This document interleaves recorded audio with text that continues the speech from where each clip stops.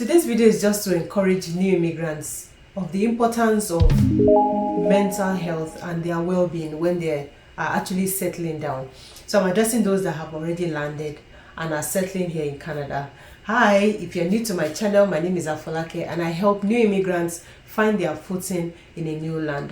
And I also have various options whereby I give to immigrants to be able to find settlement easy, like my ebook, which is an easy tailored step-by-step guide to easy settlement in a new country. I also offer settlement packages that help immigrants find easy settlements as regards accommodation, and also help you find a place whereby you can lay your head with ease when you land in Saskatoon, Canada. You can hit the subscribe button if this sounds like what you want to keep watching. So immigrants that have landed, I understand you. Settlement is a big deal. It is challenging, it is exhausting, and you need to be able to balance this with your mental health and your well-being. I know you're coming from your country, things are working, you've built that support system because you have already been there for quite a while. But moving into a new country is a different ballgame entirely, and it brings out that patience in you, that tenacity, that ability to be able to weather the storm. It brings out so many virtues in you that you need to be able to focus on to be able to settle easily. Mental health is one thing, and I know that when you actually move your life within a few suitcases into Canada, it's difficult for you to actually get into that realm of final settlement. Like you're looking at people that have come in 1 year down the line, or you're even looking at people that have been here 5 years down the line, and you're just wondering, when am I going to be this settled? Guess what? Some that are even 5 years down the line are not even as settled as they expect. So it's a journey. It is a journey, and you need to understand that if you decide to move in and you feel, I'm going to be able to settle in 1 day, I'm going to be settled in 1 year, then in fact you need to reorientate yourself, because it doesn't work that way. Your mental health is what you also need to focus on, because when things don't work out as you plan, you can have plans, right? But it doesn't work out the way you actually envisage it to be, and then you begin to get discouraged. You begin to wonder what's going on. Why am I not getting this, or why am I not getting that? Is it job, for instance? Is it even accommodation for those that actually land without seeking help before they actually arrive, and then they come into a place of, after Airbnb, what next? It is really draining. It's really draining, and they don't have any support system. They don't have anybody to guide them along the journey. I know it can be exhausting, but you need to focus on your mental health and take things pace by pace. I'm just encouraging you, because I know that a couple of you might be going through this. You might just feel, I'm new in Canada and I don't have anybody. How do I navigate? So navigation is also trying to build community. That's why you need to be able to launch out. You need to be able to go out. There's the Newcomer Information Center from your province, wherever you are. You always find one, and then you see newcomers like you to network with. You find those that are working there that are even from been living here for a while, right? And you can also network. It behoves you to speak out.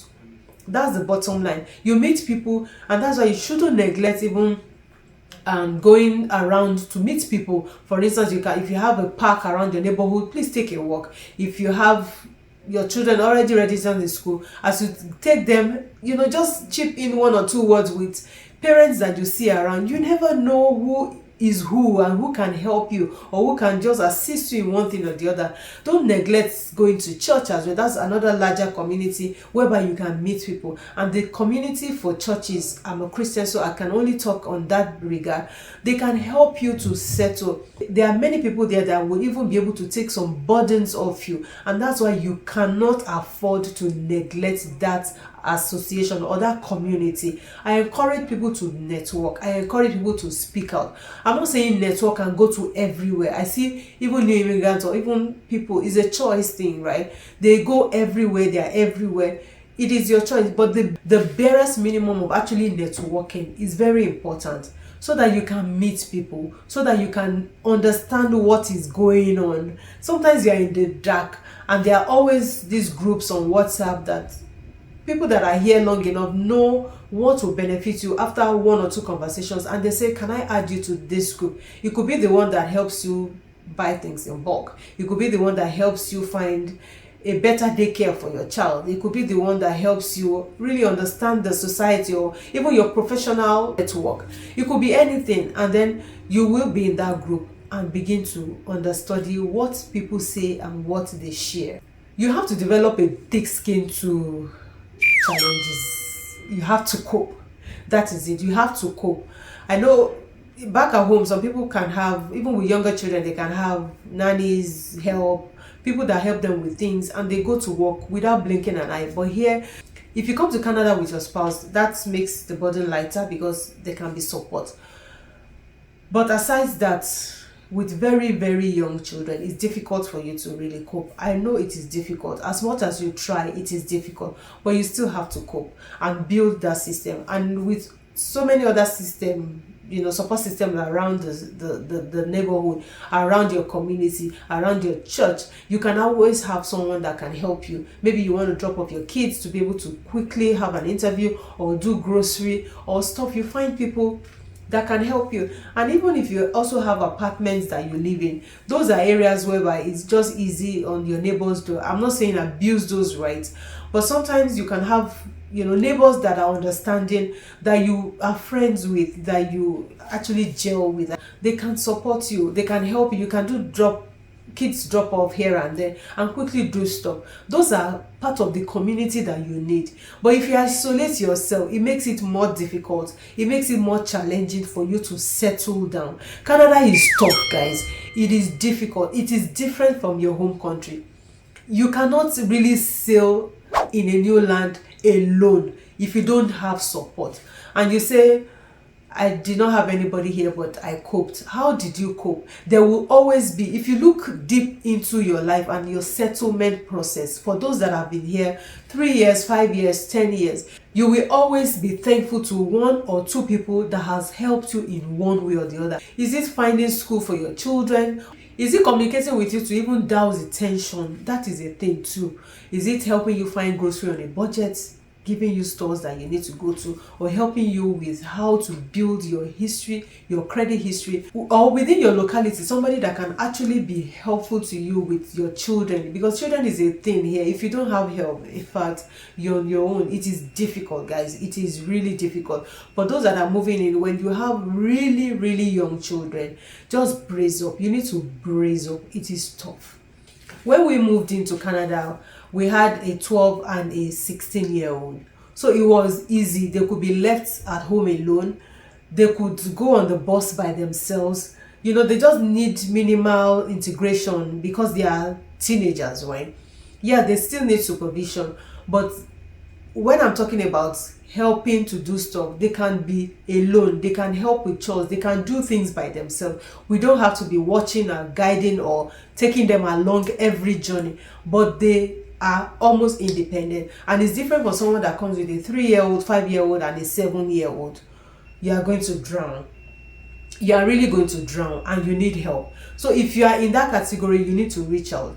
And speak to someone. You need to speak with someone. You need to speak with someone. You can't live or journey alone. Otherwise, your mental health is at stake. Sometimes you just feel cloudy in your head because you are just going through a lot of things. If you don't have someone that you can speak with, that can guide you or even ease one burden off you, I'm not saying help you to pay your house rent or help you to pay for your groceries, but I'm saying somebody that can help you, even if it's childcare or child support for a few hours, or someone that can help you do this. You can search for job on this website, or somebody can say reach out to this person for this particular help, or somebody can help you go through your resume. Somebody can see the things that you're doing wrong and be able to channel you to the right direction.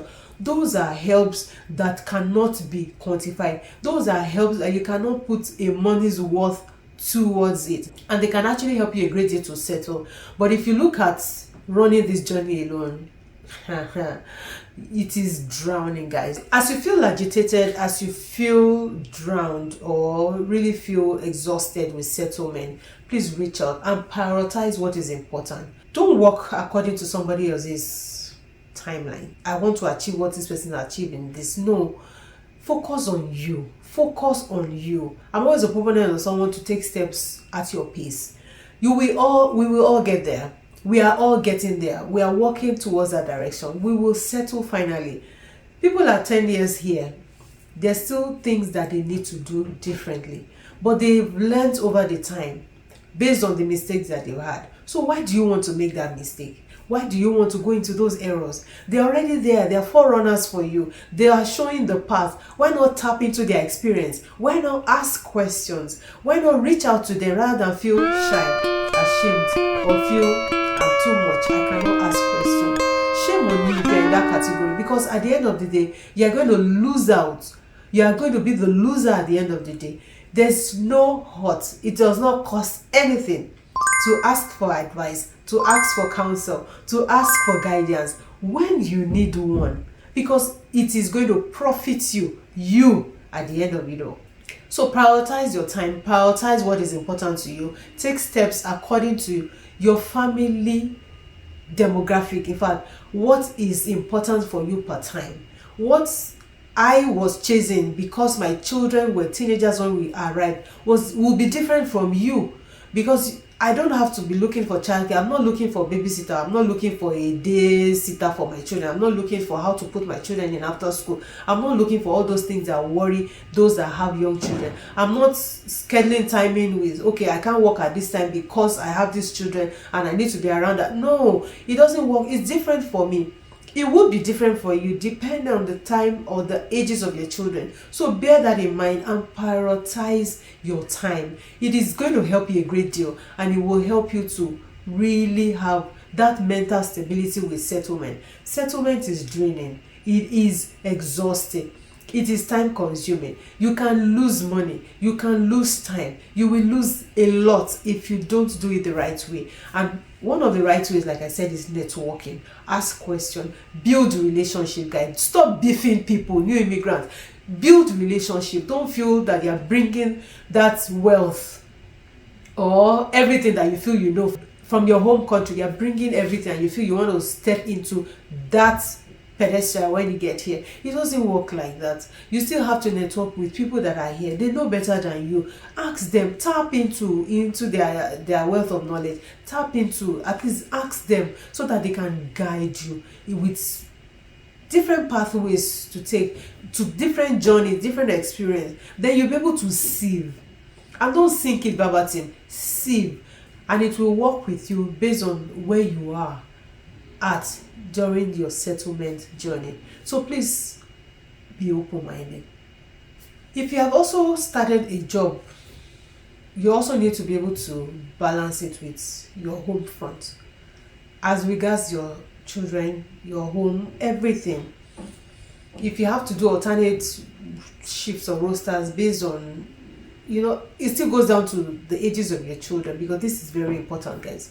You can't leave another 12 at home unsupervised, else you're going to be in trouble.